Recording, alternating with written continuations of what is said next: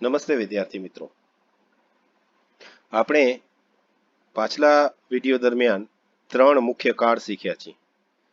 સાદો ભૂતકાળ, સાદો વર્તમાન કાળ અને સાદો ભવિષ્યકાળ. આજે આપણે ટ્રાન્સફોર્મેશન ઓફ ટેન્સ એટલે કે કાળનું પરિવર્તન, એક કાળમાંથી બીજા કાળમાં કેવી રીતે પેરેગ્રાફને એટલે કે ફકરાને પરિવર્તિત કરવું એ આપણે આજના વિડિયોની અંદર જોઈશું. પરીક્ષાની અંદર આ પ્રકારના પેરેગ્રાફ પૂછાય છે, એટલે આપણે પરીક્ષાલક્ષી પ્રેક્ટિસ આજે કરીશું. બે એક પેરેગ્રાફ હું તમને સોલ્વ કરીને બતાવીશ અને બાકીના 3 પેરેગ્રાફ તમને હું પોતાની રીતે કરવા માટે આપીશ. વિદ્યાર્થી મિત્રો, અહીં એક પેરેગ્રાફ આપેલું છે. તમે સૌ જોઈ શકો છો કે પેરેગ્રાફ સાદા ભૂતકાળમાં આપેલો છે, તો સિમ્પલ પાસ્ટ ટેન્સમાં આપેલું છે. ક્રિયાપદ તમે જુઓ એટલે ખ્યાલ આવી જાય કે સિમ્પલ આ ક્રિયાપદ તમે બધા જોશો તો એ ભૂતકાળમાં છે. તેનો અર્થ એ કે આ આખું ક્રિયાપદ જે છે એ સાદા ભૂતકાળની અંદર છે. સૂચના એવી છે કે change the following text into simple present tense. નીચેની ટેક્સ્ટને એટલે કે નીચેના પેરેગ્રાફને સાદા વર્તમાન કાળમાં ફેરવો. તો આપણે આ પેરેગ્રાફને સાદા વર્તમાન કાળમાં ફેરવશું. સૌથી પહેલા આપણે એ આખા પેરેગ્રાફનું ગુજરાતી ભાષાંતર સમજી લઈએ. A small river passed through the forest. જંગલની આરપાર એક નાની નદી પસાર થતી હતી. You could see many fish swimming in it. તમે ઘણી બધી માછલીઓ એની અંદર તરતી જોઈ શકતા હતા. Many animals and birds came here to drink water. ઘણા બધા પ્રાણીઓ અને પક્ષીઓ અહીં પાણી પીવા માટે આવતા હતા. A huge elephant also drank water from the river. એક મોટો હાથી, એક કદાવર હાથી પણ આ નદીમાંથી પાણી પીવા માટે આવતો. તો અહીંયા શરૂઆત તમને આપી દીધી છે. સ્ટાર્ટ લાઈક ધીસ એટલે આ રીતે શરૂઆત કરો. A small river passes. A small river passed. મૂળ વાક્ય જે છે a small river passed, એના બદલે a small river passes through the forest.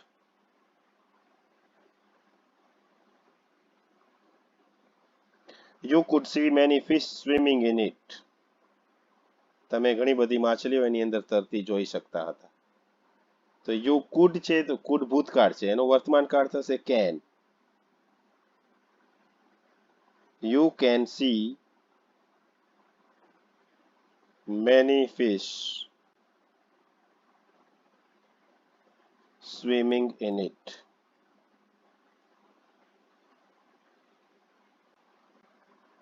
Many animals and birds came here to drink water. Came ભૂતકાળ છે, તો આપણે વર્તમાન કાળમાં સાદા વર્તમાન કાળની અંદર આપણે કમ લખવું પડશે. Many animals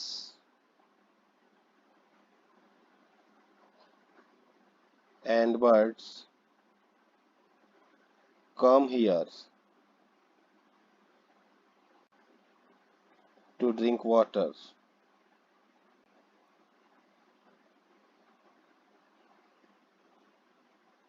A huge elephant also drank water from the river.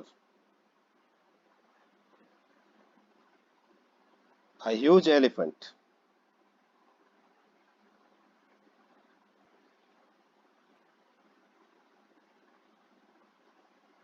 also drank છે ભૂતકાળ છે, તો આપણે drinks લગાડવું પડશે. મૂળ ક્રિયાપદ છે drink, પણ આપણે drinks લગાડવું પડશે, કારણ કે આ huge elephant ત્રીજો પુરુષ એકવચન કહેવાય. જ્યારે એનાથી પહેલાનું વાક્ય છે many animals and birds, એ ત્રીજો પુરુષ બહુવચન થઈ જાય છે, એટલે આપણે કમ જ રાખ્યું, કમ્સ નથી કર્યું. પણ અહીંયા કને આ huge elephant ત્રીજો પુરુષ એકવચન છે, એટલા માટે a huge elephant also drinks water from the river.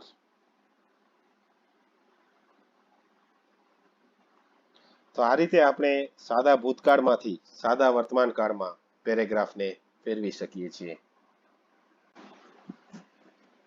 એ જ રીતે બીજો એક પેરેગ્રાફ છે જે આપણે જોઈએ. તો બીજો પેરેગ્રાફ છે એની સૂચના આ પ્રમાણે છે કે change the following text into the simple past tense. આ પેરેગ્રાફને તમારે સાદા ભૂતકાળની અંદર ફેરવવાનું છે. સાદા વર્તમાન કાળમાં આપેલું છે, તમારે એને સાદા ભૂતકાળમાં ફેરવવાનું છે. મૂળ વાક્ય છે એ આપણે જોઈએ અને એનું ગુજરાતી ભાષાંતર જોઈએ. Mister Patil is a rich man. Mister Patil બહુ અમીર માણસ છે. He has many cars. તેની પાસે ઘણી બધી ગાડીઓ છે. He uses an Audi to go to his office.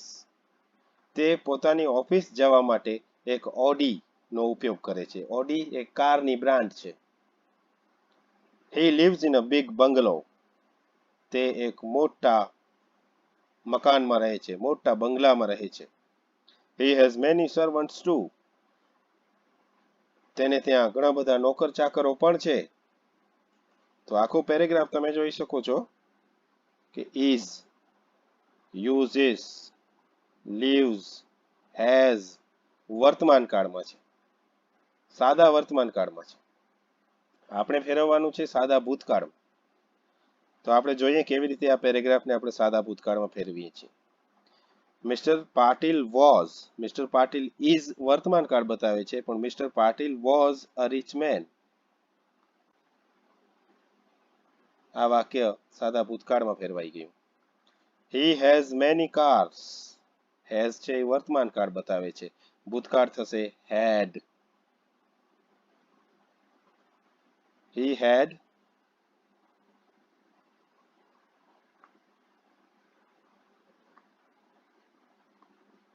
he had many cars.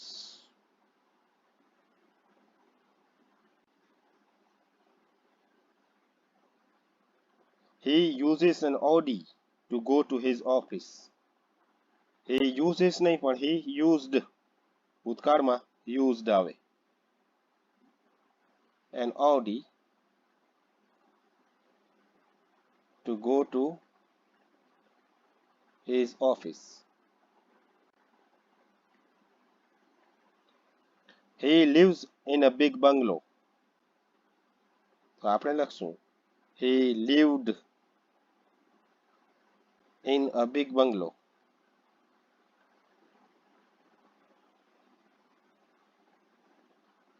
He has many servants too. So he had many servants too.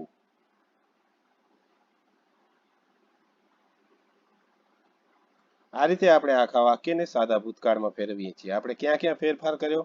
તો ક્રિયાપદોમાં આપણે ફેરફાર કર્યો છે. એક હેડ, ત્યાર પછી યુઝડ, લીવ્ડ અને ફરી પાછું હેડ. આટલી જગ્યાએ આપણે ફેરફાર કર્યા છે.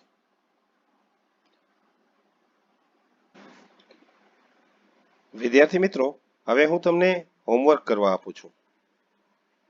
હોમવર્કમાં બે પેરેગ્રાફ છે. એ બંને પેરેગ્રાફમાં તમારે કાળ બદલાવાના છે. પહેલો પેરેગ્રાફ છે એની સૂચના આ પ્રમાણે છે. Change the following text into the simple future tense. એટલે કે સાદા ભવિષ્યકાળમાં નીચેના ફકરાને ફરીથી લખો. તમે જોઈ શકો છો કે ફકરો સાદા વર્તમાન કાળમાં આપેલો છે. Mrs Parekh gets up early in the morning. સૌથી પહેલા હું તમને બંને પેરેગ્રાફનું ગુજરાતી ભાષાંતર કહી દઉં. પહેલું વાક્ય છે Mrs Parekh gets up early in the morning. શ્રીમતી પારેખ સવારે વહેલા ઉઠે છે. She goes for a walk. તેણી ચાલવા જાય છે. Then she prepares breakfast for her family. ત્યાર પછી તેણી પોતાના કુટુંબ માટે નાસ્તો બનાવે છે. She drops her son to school. તેણી પોતાના દીકરાને શાળાએ છોડવા જાય છે. She returns home at 8 o'clock. અને તેણી 8 વાગે ઘરે પાછા આવે છે. Start like this. Mrs. Parekh will. હવે will જે છે એ આપણે ભવિષ્યકાળ સૂચવે છે. તો આ બધા જ વાક્યોને તમારે ભવિષ્યકાળમાં, સાદા ભવિષ્યકાળમાં ફેરફાર કરી અને લખવાના છે. હવે આપણે પેરેગ્રાફ નંબર 2 જોઈએ. પેરેગ્રાફ બીજામાં સૂચના એવી છે કે change the following text into simple present tense.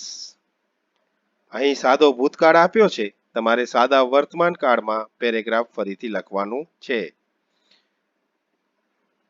સૌથી પહેલા પેરેગ્રાફનું આપણે ગુજરાતી ભાષાંતર જોઈ લઈએ. The principal called Avesh. પ્રિન્સિપાલે અવેશને બોલાવ્યો. Avesh ran fast to get to the office. Avesh ઓફિસમાં જવા માટે ઝડપથી દોડ્યો. But he fell down and broke his leg. પરંતુ તે પડી ગયો અને તેના પગમાં ઈજા થઈ, એના પગ તૂટી ગયો. ધ પિયોન હેલ્પ્ડ હિમ. અને પટાવાળાએ તેને મદદ કરી. આ બધા જ વાક્યો તમે જોઈ શકો છો કે સાદા ભૂતકાળમાં છે. હવે આપણે સાદા ભૂતકાળના બદલે સાદા વર્તમાન કાળમાં ફેરવી અને વાક્યોને ફરી લખવાના છે. The principal calls. The principal કોલ્ડના બદલે ધ પ્રિન્સિપાલ કોલ્સ તમારે એ શબ્દો વાપરી અને આખા પેરેગ્રાફને ફરીથી લખવાનું છે.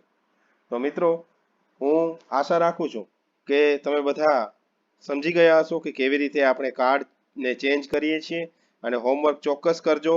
તમારી નોટબુકમાં બંને પેરેગ્રાફ લખજો અને એને સોલ્વ પણ કરજો. Thank you.